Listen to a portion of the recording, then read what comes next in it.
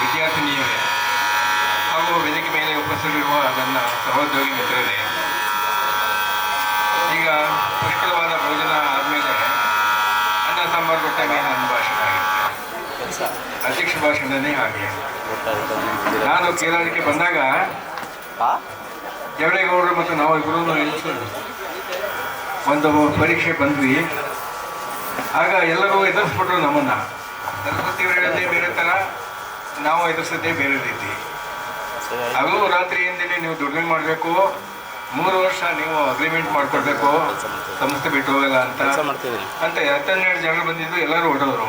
ನಾವು ಮತ್ತು ಜವರೇಗೌಡರು ಇಬ್ಬರು ಮಾತ್ರ ಉಳ್ಕೊಂಡು. ಅದಕ್ಕೆ ಕಾರಣ ಮಂಚೇಗೌಡರು, ಅದೇ ರೈಸ್ ಮೇಲೆ ಇಟ್ಟಿದಾರಲ್ಲ ಸೋಮೇಶ್ವರ, ಆ ಮಂಚೇಗೌಡರು ಅವರು ಬಂದ್ಬಿಟ್ಟು ಏನಿಲ್ಲ ಆ ಥರ, ನಮ್ಮೂರು ಬಹಳ ಒಳ್ಳೆಯದು, ನೀವು ಇಲ್ಲಿ ಹೈಸ್ಕೂಲ್ ಟೀಚರ್ ಬಂದರೆ ಒಳ್ಳೆಯದು, ನೀವು ಬನ್ನಿ ಅಂತ ನಮ್ಮಿಬ್ಬರನ್ನು ಇಂಟರ್ವ್ಯೂ ಕಳಿಸಿದ್ರು.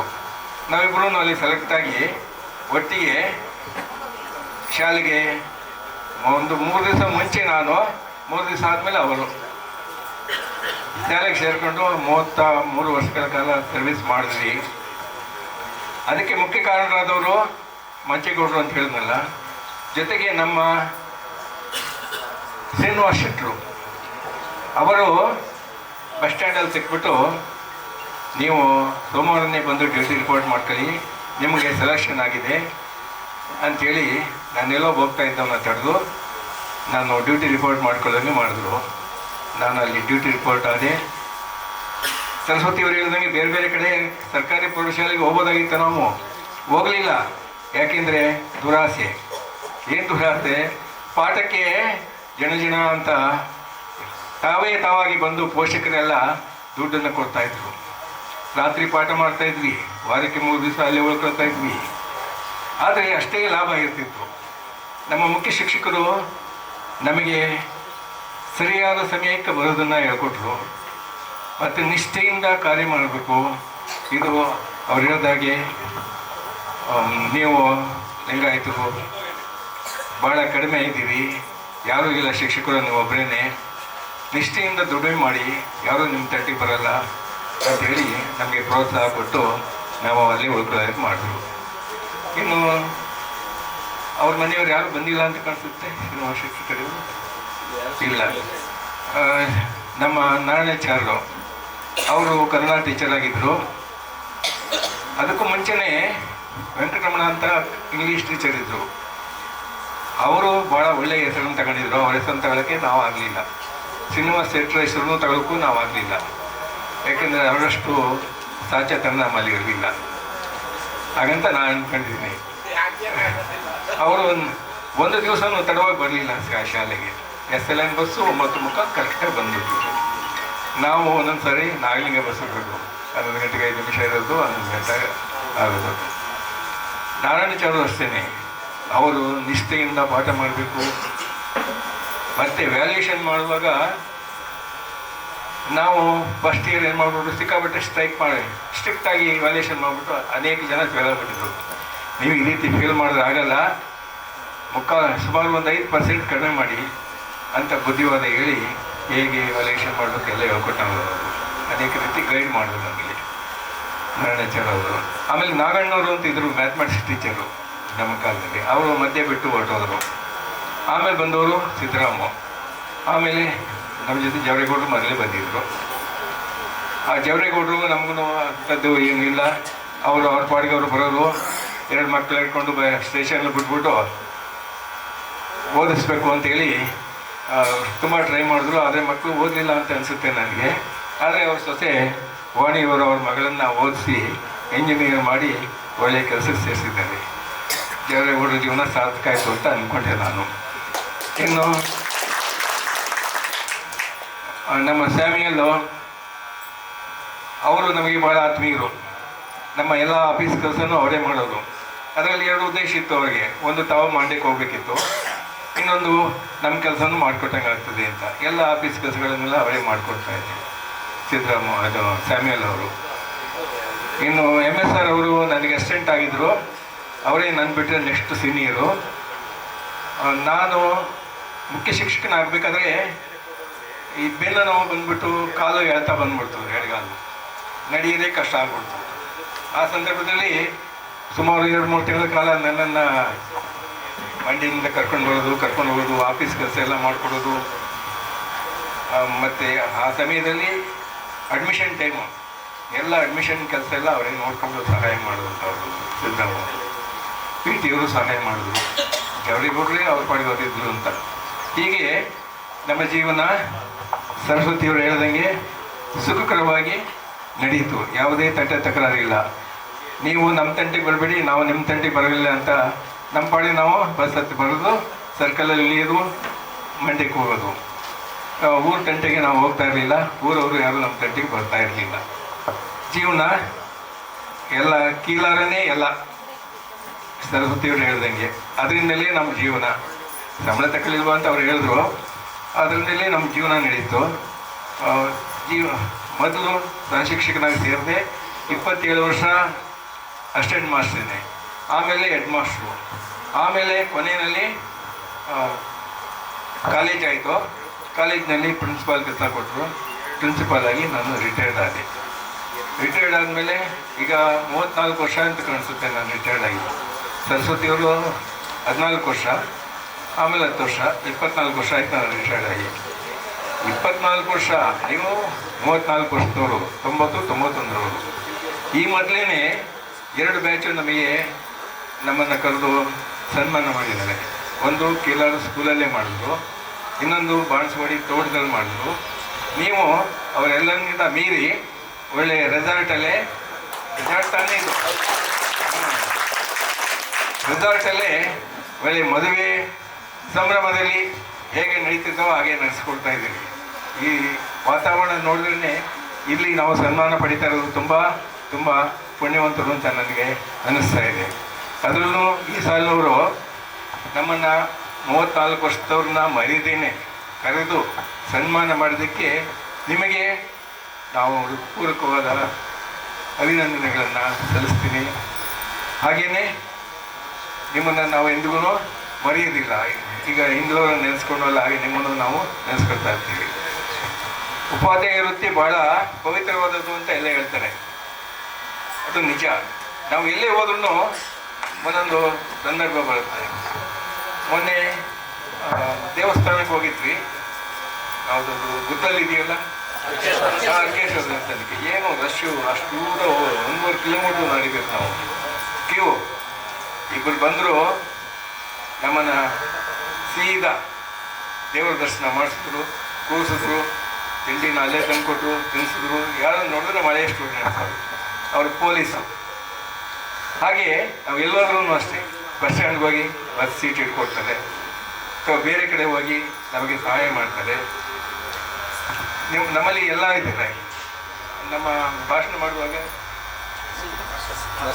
ನರಸಿಂಹ ಅವರು ಹೇಳಿದ್ರು, ನೀವು ಉತ್ತಮ ಸ್ಥಿತಿನಲ್ಲಿ ಇದ್ದರೆ ಅದು ನಮಗೆ ಖುಷಿಯನ್ನು ತಂದುಕೊಡ್ತದೆ, ಸನ್ಮಾನ ಮಾಡಿದ್ರೆ ಖುಷಿ ತಂದುಕೊಡಲ್ಲ ಅಂತ. ಅದು ಸತ್ಯವಾದ ಮಾತು. ನಾವು ಖುಷಿ ಪಡಬೇಕಾದ್ರೆ ನೀವೆಲ್ಲ ಚೆನ್ನಾಗಿರ್ಬೇಕು, ಸುಖಕರವಾದ ಜೀವನ ನಡೆಸಬೇಕು, ಐಶ್ವರ್ಯವಂತರಾಗಿರ್ಬೇಕು. ಮುಖ್ಯ ಅದೇನೇ ಈಗ ಪ್ರಪಂಚದಲ್ಲಿ ಬರ್ತಕ್ಕಂಥದ್ದು. ವಿದ್ಯೆನೂ ನೋಡೋದಿಲ್ಲ, ಬೇರೆ ಏನೂ ನೋಡೋದಿಲ್ಲ.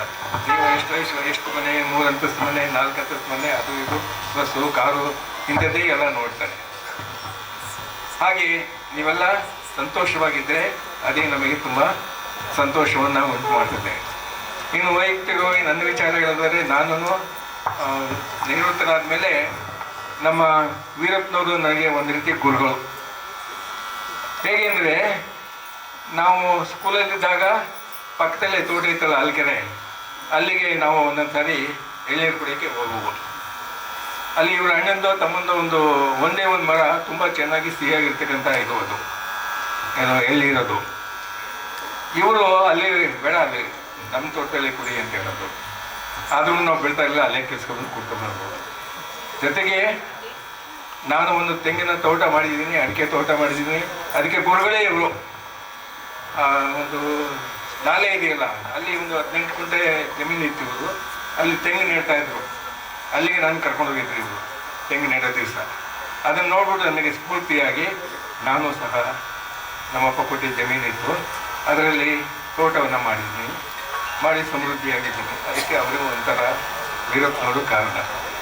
ಇನ್ನು ಸರಸ್ವತಿಯವರು ಬಿಟ್ಟರೆ ಅವರು ಅವ್ರ ಪಾಡಿಗೆ ಅವರು ಇರ್ತಿದ್ರು, ನನ್ನ ಪಾಡಿಗೆ ನಾವು ಇರ್ತಿದ್ವಿ. ಎಷ್ಟು ಅಷ್ಟೇನೂ ಇದಿಲ್ಲ, ವೀರಪ್ಪನವರು. ಹೀಗೆ ನಮ್ಮ ಜೀವನ ನಡ್ಕೊಂಡು ಬಂತು. ನಡೆದು ಸುಖಕರವಾಗಿದ್ದೀವಿ, ಏನು ತೊಂದರೆ ಇಲ್ಲ. ಮಕ್ಕಳು ಎಲ್ಲ ಚೆನ್ನಾಗಿದ್ದಾರೆ, ವಿದ್ಯಾವಂತರಾಗಿದ್ದಾರೆ.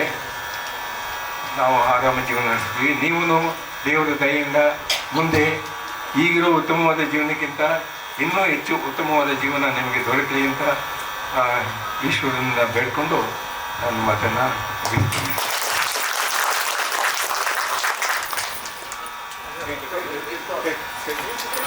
ನಮ್ಮೊಂದಿಗೆ ಹಂಚಿಕೊಳ್ಳೋದ್ರ ಮೂಲಕ ನಮಗೆ ದಾರಿದೀಪವನ್ನು ದಾರಿಯನ್ನು ತೋರಿಸ್ಕೊಟ್ಟಿದ್ದೀರಿ.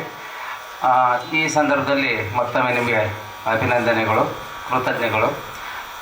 ನಿಮ್ಮಿಂದ ವಿದ್ಯೆಯನ್ನು ಗಳಿಸಿದಂಥ ನಾವೇ ಧನ್ಯರು ಅಂತೇಳಿ ಮತ್ತೊಮ್ಮೆ ಭಾವಿಸ್ಕೊಳ್ತಾ, ಈಗ ಒಂದೆರಡು ನಿಮಿಷಗಳ ಕಾಲ ಎಮ್.ಎನ್. ರುದ್ರೇಗೌಡರು MNR ಒಂದೆರಡು ನಿಮಿಷ, ಯಾಕೆಂದರೆ ಅವ್ರ ಮಾತನ್ನು ಕೂಡ ನಾವು ಕೇಳಿಕೊಳ್ಳೋಣ. ಸಮಯದ ಅಭಾವ ಇದ್ದರೂ ಕೂಡ ಅವ್ರ ಮಾತು ಬೇಕು ನಮಗೆ.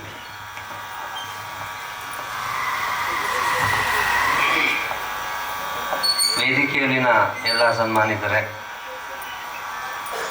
ಮುಂದೆ ಆಸೀನರಾಗಿರುವ ನನ್ನ ನೆಚ್ಚಿನ ವಿದ್ಯಾರ್ಥಿನಿಯ ಮಿತ್ರರೇ, ಈ ಸಂದರ್ಭದಲ್ಲಿ ನಾನು ಒಂದು ಎರಡು ಮಾತುಗಳನ್ನು ಆಡೋದು ಸೂಕ್ತನೇ.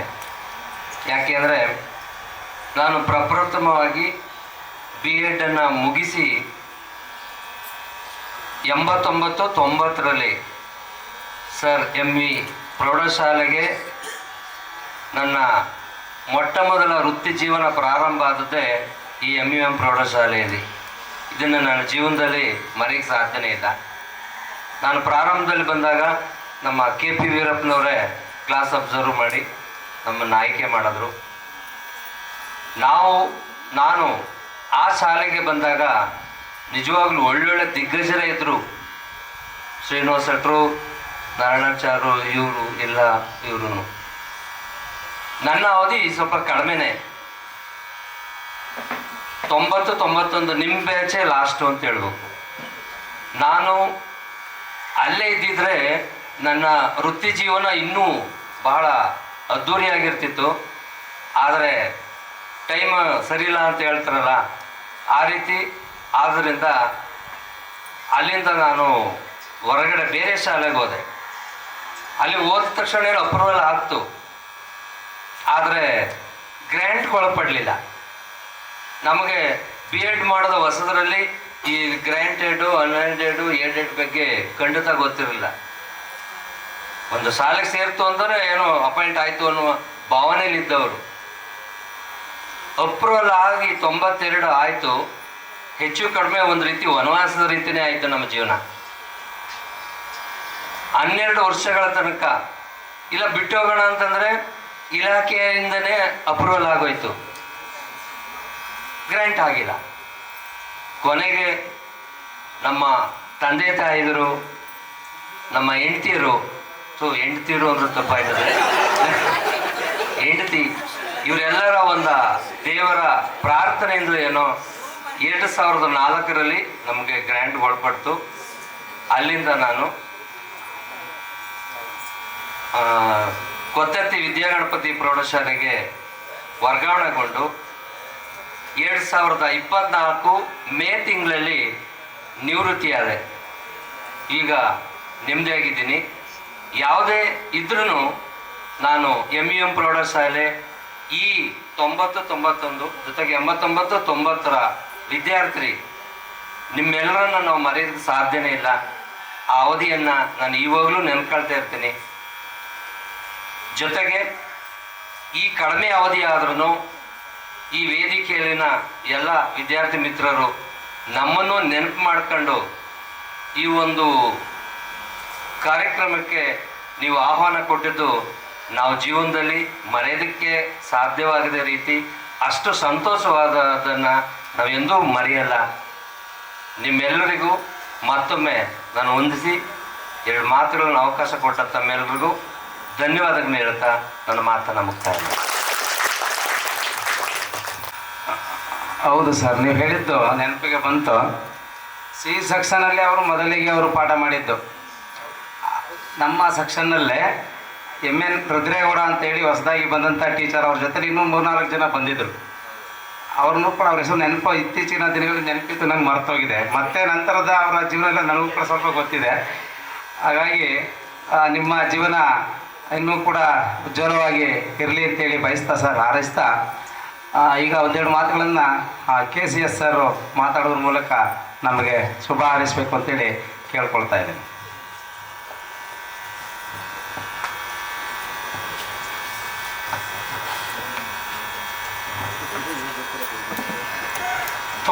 ತೊಂಬತ್ತೊಂದನೇ ಸಾಲಿನ 10ನೇ ತರಗತಿಯಲ್ಲಿ ಓದಿರ್ತಕ್ಕಂಥ ವಿದ್ಯಾರ್ಥಿಗಳ ಒಂದು ಸ್ನೇಹ ಮೇಲನ ಕಾರ್ಯಕ್ರಮ ತಾವು ಹಮ್ಮಿಕೊಂಡಿರ್ತಕ್ಕಂಥದ್ದು ನಿಜಕ್ಕೂ ಉತ್ತಮವಾದ ಕಾರ್ಯ ಅಂತೇಳಿ ನಾನಾದರೂ ಭಾವಿಸ್ತೇನೆ.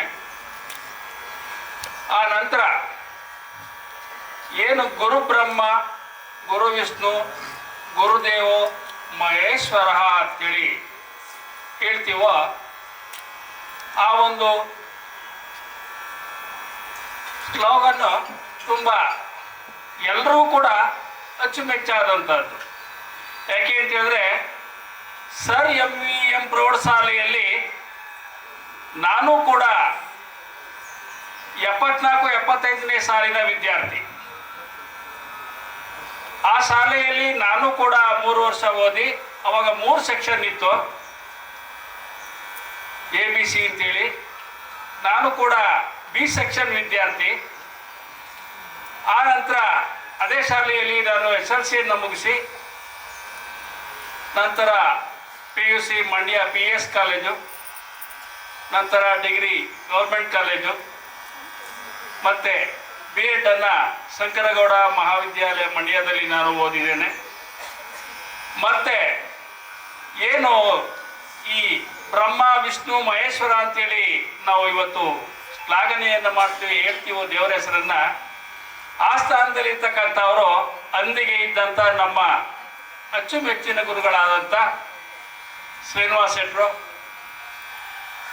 ನಾರಾಯಣಾಚಾರ್ಯರು, ನಂಜುಂಡ ಸ್ವಾಮಿಯವರು, ಮತ್ತು ಸರಸ್ವತಿ ಮೇಡಮ್ ಅವರು, KP ವೀರಪ್ಪನವರು, ಅವರು ನಮ್ಮ ನೆಚ್ಚಿನ ಗುರುಗಳಾಗಿದ್ದಾರೆ. ನನ್ನ ಸೌಭಾಗ್ಯ ಏನಪ್ಪ ಅಂತ ಹೇಳಿದ್ರೆ, ನಾನು ಅದೇ ಶಾಲೆಯಲ್ಲಿ ಓದಿ, ಅದೇ ಶಾಲೆಯಲ್ಲಿ ಶಿಕ್ಷಕನಾಗಿ ವೃತ್ತಿಯನ್ನು ಮಾಡಿ, ಮತ್ತು ಅದೇ ಶಾಲೆಯಲ್ಲಿ ಮುಖ್ಯ ಶಿಕ್ಷಕನಾಗಿ ನಿವೃತ್ತಿಯನ್ನು ಹೊಂದಿರತಕ್ಕಂಥದ್ದು ಇದು ನನ್ನ ಜೀವನದಲ್ಲಿ ನಾನು ಮಾಡಿರ್ತಕ್ಕಂಥ ಒಂದು ಅದ್ಭುತವಾದ ಸಾಧನೆ. ಹಾಗೆ ದೇವರು ನಮಗೆ ಎಲ್ಲವನ್ನು ಕೊಟ್ಟು ಸಲಹಿರ್ತಕ್ಕಂಥ ಆ ಒಂದು ಶಾಲೆ ನಮ್ಮ ಜೀವನದಲ್ಲಿ ನಾವು ಯಾವತ್ತೂ ಮರಿಬಾರ್ದು. ಮತ್ತು ಹಾಗೆ ಆ ಶಾಲೆಯಲ್ಲಿ ಓದಿರ್ತಕ್ಕಂಥ ತಾವೆಲ್ಲರೂ ಕೂಡ ಇವತ್ತು ಈ ಒಂದು ಕಾರ್ಯಕ್ರಮವನ್ನು ಇಟ್ಕೊಂಡು ತಾವೆಲ್ಲ ಒಂದಾಗಿ ಬಂದು ನಮ್ಮನ್ನು ಕರೆದು ಇಲ್ಲಿ ಸನ್ಮಾನ ಮಾಡಿರ್ತಕ್ಕಂಥದ್ದಕ್ಕೆ ನಾವು ತುಂಬ ಚಿರಋಣಿಯಾಗಿ ಇರ್ತೀನಿ ಅಂತೇಳಿ ಹೇಳ್ತಾ ನನ್ನ ಮಾತುಗಳನ್ನು ಮುಗಿಸ್ತೇನೆ. ಧನ್ಯವಾದಗಳು ಸರ್. ಈಗ ಒಂದೆರಡು ಮಾತುಗಳನ್ನು ಆಡಬೇಕು ಅಂತೇಳಿ MS sir, M Siddarama sir ಇವರ ಸುಪುತ್ರರಾದಂಥ ಸುದೀಪ್ ರವರು, ಅವರು ಕೂಡ ಇಂಗ್ಲೀಷ್ ಉಪನ್ಯಾಸಕರಾಗಿ ಸೇವೆ ಸಲ್ಲಿಸ್ತಾ ಇರ್ತಕ್ಕಂಥವ್ರು, ಒಂದೆರಡು ಮಾತುಗಳನ್ನ ಆಡಿ ಸರ್. ಎಲ್ರಿಗೂ ನಮಸ್ಕಾರ. ಎಲ್ರಿಗೂ ಸಮಯ ಆಗಿದೆ, ಮಾತಬೇಡಿ, ಆದರೂ ಮಾತ್ರ ಒಂದು ಥ್ಯಾಂಕ್ಸ್ ಹೇಳೋಣ ಅಂತ ಬಂದಿದ್ದೀನಿ. ಸೊ ನೀವೆಲ್ಲ ಒಟ್ಟಿಗೆ ಶಾಲೆಯನ್ನು ಮುಗಿಸಿ 32-33 ವರ್ಷ ಆಗಿದೆ ಅಂತ ಅನ್ಕೋತೀನಿ. 34. ಆದರೆ ಈ ಸಂಘಟನೆ ಮಾಡಿದವ್ರಿಗೆ ನಿಜವಾಗ್ಲೂ ಥ್ಯಾಂಕ್ಸ್ ಹೇಳಬೇಕು. ಪುನಃ ಎಲ್ಲರನ್ನೂ ಒಟ್ಟಿಗೆ ಸೇರಿಸಿದ್ದಾರೆ ನಿಮ್ಮನ್ನ. ಆ ಕಾರಣಕ್ಕೆ ಈ ಸಂದರ್ಭದಲ್ಲಿ ನಮ್ಮನ್ನು ಕರೆದು ಬಿಕಾಸ್ ಆಫ್ MSR ಮಗ ಅನ್ನೋ ಕಾರಣಕ್ಕೆ ಬಹುಶಃ ನಾನು ತುಂಬ ಎಂಜಾಯ್ ಮಾಡ್ತೀನಿ. ಇವತ್ತಿಗೂ ಎಲ್ಲೋದ್ರೂ ನನಗೆ ಐಡೆಂಟಿಟಿ ಕ್ರಿಯೇಟ್ ಮಾಡ್ಕೊಂಡವ್ರು ನಮ್ಮ ತಂದೆ. ಇವತ್ತು ಕೂಡ ಮಂಡ್ಯ ಜಿಲ್ಲೆಯಲ್ಲಿ ನಾನು ಯಾವ ಭಾಗಕ್ಕೆ ಹೋದ್ರು ನನ್ನ ವೈಯಕ್ತಿಕ ಹೆಸರು, ನಾನು ಕೂಡ ಉಪನ್ಯಾಸಕನೇ, ಆದರೆ ನನ್ನನ್ನು ಗುರುತಿಸೋದು MSR ಮಗ ಅಂತ. ಸೊ ಹಾಗಾಗಿ ನನಗೆ ತುಂಬ ಖುಷಿ ಆಗುತ್ತೆ. ಅದು ತುಂಬ ಜನ ಹೇಳ್ತಾರೆ ಎಲ್ಲೋದ್ರೂ ನಮ್ಮ MSR ಮಗ ಅವರು ಅಂತ ಹೇಳ್ತಾರೆ. ಹಾಗಾಗಿ ಕೀಲಾರ ನಿಜವಾಗ್ಲೂ ನಮ್ಮ ಗುರುಗಳು ಹೇಳಿದ ಹಾಗೆ ನಮಗೆ ಸಾಕಷ್ಟು ಎಲ್ಲವನ್ನು ಕೊಟ್ಟಿದೆ. ಹಣ ಕೊಟ್ಟಿದೆ, ಆಸ್ತಿ ಕೊಟ್ಟಿದೆ. ಅದ್ರ ಜೊತೆಗೆ ನಮಗೆ ಹೊರಗಿನ ಜಗತ್ತಲ್ಲಿ ಕೂಡ ಸೊಸೈಟಿಯಲ್ಲಿ ಒಳ್ಳೆ ಗೌರವನೂ ಕೂಡ ಕೊಟ್ಟಿದೆ ಅಖಿಲಾರವನ್ನ ನಾವು ಯಾರೂ ಮರೆಯುವಾಗಿಲ್ಲ ಬಿಡಿ. ಹಾಗಾಗಿ ಈ ಸಂದರ್ಭದಲ್ಲಿ ಈ ಕಾರ್ಯಕ್ರಮವನ್ನು ಆಯೋಜನೆ ಮಾಡಿ ನಿಮ್ಮೆಲ್ಲರನ್ನು ಒಟ್ಟಿಗೆ ಸೇರಿಸಿ ನಮ್ಮನ್ನು ಕರೆದು ಒಂದು ಆನರ್ ಮಾಡಿದಂಥ, ಈ ಸಂಘಟನೆ ಮಾಡಿದಂಥ, ನನಗೆ ಗೊತ್ತಿರೋದು ಚಂದ್ರು ಮತ್ತು ಅವನ ತಂಡ ಅಂತ ಅನ್ಕೋತೀನಿ. ಚಂದ್ರು, ಬಾಲಾಜಿ ಅವರು ಅಂತ ಅನ್ಕೋತೀನಿ. ಯಾಕಂದ್ರೆ ಚಂದ್ರು ನನಗೆ ಬ್ಯಾಚ್ಮೇಟು. ಚಂದ್ರು ನಾನು ಒಂದೇ ಸರಿ PS ಕಾಲೇಜ್ನಲ್ಲಿದ್ವಿ, ವರ್ಧನು ಕೂಡ ನನ್ನ ಜೊತೆಲಿದ್ರು. ಸೊ ಹಾಗಾಗಿ ಈ ಸಂದರ್ಭದಲ್ಲಿ ತಮ್ಮೆಲ್ಲರಿಗೂ ಕೂಡ ನಾನು ವಂದನೆಗಳನ್ನು ಹೇಳ್ತಾ ನಮಸ್ಕಾರ. ಧನ್ಯವಾದಗಳು ಸುದೀಪ್. ಈಗ ಈ ಕಾರ್ಯಕ್ರಮದ ಕೊನೆಯ ಹಂತ ಧನ್ಯವಾದ ಸಮರ್ಪಣೆ. ಸಮಯದ ಅಭಾವ ಇರೋದ್ರಿಂದ ಬೇಗ ಈ ಒಂದು ಕಾರ್ಯಕ್ರಮವನ್ನು ಮುಗಿಸ್ತಾ ಇದ್ದೀವಿ. ನಂತರದಲ್ಲಿ ಊಟದ ನಂತರದಲ್ಲೇ ನಾವು ಕಾರ್ಯಕ್ರಮವನ್ನು ಮುಂದುವರಿಸ್ಕೊಳ್ಳೋಣ. ಈಗ ಚಂದ್ರಶೇಖರ CN ಇವರು ಎಲ್ಲರಿಗೂ ಕೂಡ ಧನ್ಯವಾದಗಳನ್ನು ಸಮರ್ಪಿಸಲಿದ್ದಾರೆ.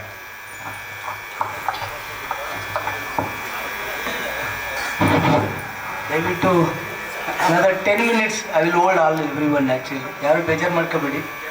ಆದರೂ 3 ಗಂಟೆ ಆಗಿದೆ, ಊಟದ ಸಮಯ. ಬಟ್ ಬೇಗ ಮುಗಿಸೋಣ. ಮೊದಲು ನಾನು PNS ಸರ್ ಕೇಳಿದಾಗ ಅವರು ನಾಳೆನೇ ಬರಬೇಕಾ ಅಂತ ಹೇಳ್ತಾ ಇದ್ರು ಸನ್ಮಾನಕ್ಕೆ. ಅವ್ರಿಗೆ ಎಷ್ಟು ಕ್ಯೂರಿಯಾಸಿಟಿ ಐತೆ ಅಂದರೆ ನಾಳೆನೇ ಬರ್ತೀನಿ ಚಂದ್ರು ಅಂತ ಹೇಳ್ತಾ ಇದ್ರು. ಹಂಗಾಗಿ ಗೌರವಾನ್ವಿತ ಮುಖ್ಯ ಅಧ್ಯಕ್ಷತೆ ನುಡಿದ ಹಿರಿಯ ಗುರುಗಳಾದ ಶ್ರೀ ನಂಜುಂಡಸ್ವಾಮಿ ಅವರಿಗೆ ನಿಮ್ಮೆಲ್ಲರಿಂದ ಹೃತ್ಪೂರ್ವಕ ವಂದನೆಗಳು. ಅದೇ ರೀತಿ ಇನ್ನೊಂದು ದಿವಸ ಹೇಳಬೇಕು ಅಂತಂದರೆ ನಮ್ಮ ವೀರಪ್ಪ ಸರ್ಗೆ ಅವ್ರಿಗೆ ಮೊನ್ನೆ 3 days ಬ್ಯಾಕ್ ಹಿಂದೆ ಫೋನ್ ಮಾಡಿದಾಗ ಅವ್ರು ತುಂಬ ಹುಷಾರಿರಲಿಲ್ಲ. ಅದು ಮಾರನೆಗೇನೆ ಅವರು ಮೈಸೂರಲ್ಲಿ ಅಡ್ಮಿಟ್ ಆಗಿದ್ರು. ಬಟ್ ಅವ್ರಿಗೆ ಸ್ಪಿರಿಟ್ ಎಷ್ಟಿತ್ತು ಅಂದರೆ ನಾನು ಬರಲೇಬೇಕು ಚಂದ್ರು, ಬಂದೇ ಬರ್ತೀನಿ ಅಂದ್ಬಿಟ್ಟು ಡಿಸ್ಚಾರ್ಜ್ ಮಾಡ್ಕೊಂಡು ನಾವೆಲ್ಲ ಅವ್ರು ರೋಲ್ ಮಾಡಲ್ ಆಗ್ಬೇಕು. ಆ್ಯಕ್ಚುಲಿ ಪ್ರತಿಯೊಂದು ಅವ್ರಿಗೆ ಎಷ್ಟು ನಿಷ್ಠೆ ಇದೆ, ಎಷ್ಟು ಶ್ರದ್ಧೆ ಇದೆ ಅನ್ನೋದು ನಮಗೆ ನಮ್ಮ ಜೀವನದಲ್ಲಿ ಅಳವಡಿಸ್ಕೊಂಡ್ರೆ ಮಾತ್ರ ನಾವು ಈ ರೀತಿ ಬದುಕೋಕ್ಕೆ ಸಾಧ್ಯ. ಆ್ಯಕ್ಚುಲಿ ಅದಕ್ಕಾಗಿ ಉದ್ಘಾಟನೆ ನುಡಿದ ಹಿರಿಯ ಗುರುಗಳಾದ ಶ್ರೀ KP ವೀರಪ್ಪನವರಿಗೂ ಹೃತ್ಪೂರ್ವಕ ವಂದನೆಗಳು. ಅದೇ ರೀತಿ MLS ಮೇಡಮ್ ಅವ್ರಿಗೂ ಅದೇ ರೀತಿ ಹೇಳ್ತಾ ಇರೋದು. ಅವ್ರು ಯಾವತ್ತೇ ಕೇಳಿದ್ರು ಚಂದ್ರು ನಾನು ಏನು ಬೇಕಾದ್ರೂ ಮಾಡ್ತೀನಿ, ಯಾವ ಭಾಷಣ ಮಾಡ್ತೀನಿ, ನಾನು 1 hour ಬೇಕಾದ್ರೂ ಕೊಟ್ಟು ಮಾತಾಡ್ತೀನಿ. ನಾನು ಯಾಕೆಂದರೆ ನಾನು ಸಂಘಟನೆಯಲ್ಲಿದ್ದೀನಿ, ನಾನು ಎಲ್ಲೋ ಹೋದ್ರೂ ಅದೇ ಮಾತಾಡೋದು ಅಂತ ಅವ್ರು ಎಷ್ಟು ಸ್ಪಿರಿಟ್ ಕೊಟ್ಟಿದ್ದಾರೆ ಅಂದರೆ ಇವತ್ತು ನಮಗೆ ತುಂಬ ಖುಷಿ ಆಯ್ತದೆ ಅದಕ್ಕೆ. ಅದಕ್ಕಾಗಿ ಮುಖ್ಯ ಅತಿಥಿಯಾಗಿ ಆಗಮಿಸಿ ಅಮೂಲ್ಯವಾದ ಭಾಷಣ ಮಾಡಿದ ಶ್ರೀಮತಿ ML ಸರಸ್ವತಿ ಮೇಡಮ್ ಅವ್ರಿಗೂ ನಮ್ಮೆಲ್ಲರ ಹೃತ್ಪೂರ್ವಕ ವಂದನೆಗಳು. ಅದೇ ರೀತಿಯಾಗಿ ನಾವು ಡೈಲಿ ನಮ್ಮ ಚಾಮಲಾಪುರಕ್ಕೆ ಹೋಗ್ಬೇಕು ಅಂತಂದ್ರೆ ಅವ್ರ ಮುಖ ನೋಡಲೇಬೇಕಾಗಿತ್ತು ಯಾವಾಗಲೂ. ಹಂಗಾಗಿ ನಮಗೂ ಅವ್ರ ಫೇವರೇಟ್ ಆ್ಯಕ್ಚುಲಿ. ಅವರಿಂದ ಅದಕ್ಕಾಗಿ ಶ್ರೀ ಸುಂದರ ಕೃಷ್ಣ ಅವರಿಗೆ ನಿಮ್ಮೆಲ್ಲರ ಹೃತ್ಪೂರ್ವಕ ವಂದನೆಗಳು. MN ಹೃದಯಗಳವರೆಗೂ ಅವರು ಸುಧಾ ಇಲ್ಲಿ ನಮ್ಮಂತ ಬಂದು ಯಶಸ್ವಿಯಾಗಿ ಕಾರ್ಯವನ್ನು ನಿರ್ವಹಿಸಿದ್ದಾರೆ. ಅವರಿಗೂ ಸಹ ನಿಮ್ಮೆಲ್ಲರ ಪರವಾಗಿ ಹೃತ್ಪೂರ್ವಕ ವಂದನೆಗಳು.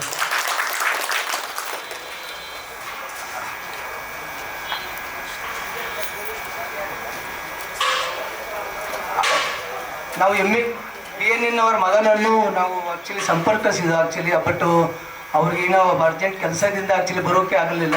ಬಟ್ ಅವ್ರ ಕೀರ್ತಿಯವರಿಗೂ ನಿಮ್ಮೆಲ್ಲರ ಪರವಾಗಿ ಹೃತ್ಪೂರ್ವಕ ವಂದನೆಗಳು. ಮುಖ್ಯ ಗುರುಗಳಾದ ಶ್ರೀ M ಸಿದ್ದರಾಮ ಅವರ ಮಗನಾದ ಶ್ರೀ ಸುದೀಪ್ ಅವ್ರಿಗೂ ಹೃತ್ಪೂರ್ವಕ ವಂದನೆಗಳು. ಆಮೇಲೆ ನಮ್ಮ PT ಮಾಸ್ಟರ್ ಸಾಮ್ಯ ಸತ್ಯಕುಮಾರ್ ಅವರ ಮಗನಾದ ಸ್ಯಾಮ್ಸನ್ ಅವ್ರಿಗೂ ನಿಮ್ಮೆಲ್ಲರ ಪರವಾಗಿ ಹೃತ್ಪೂರ್ವಕ ವಂದನೆಗಳು. ಅದೇ ರೀತಿ ನಮ್ಮೆಲ್ಲರಿಗೆ ಸೆಕೆಂಡ್ PT ಅಂತಂದರೆ ನಮಗೆ ಭಯ ಇತ್ತು ಯಾವಾಗಲೂ. ಅದಕ್ಕಾಗಿ ಅವ್ರಿಗೂ PT ಅದೇ ಹೇಳ್ತಾ ಇರೋದು ನಾನು. ಅದಕ್ಕಾಗಿ ಅವ್ರಿಗೂ K ಕೃಷ್ಣ ಅವರವ್ರಿಗೂ ನಿಮ್ಮೆಲ್ಲರ ಹೃತ್ಪೂರ್ವಕ ವಂದನೆಗಳು. ಅದೇ ಥರ ನಮಗೆ ಜಾವರೇಗೌಡರ ಸೊಸೆಯಾದ ಶ್ರೀಮತಿ ವಾಣಿಯವರಿಗೂ ನಿಮ್ಮೆಲ್ಲರ ಹೃತ್ಪೂರ್ವಕ ವಂದನೆಗಳು.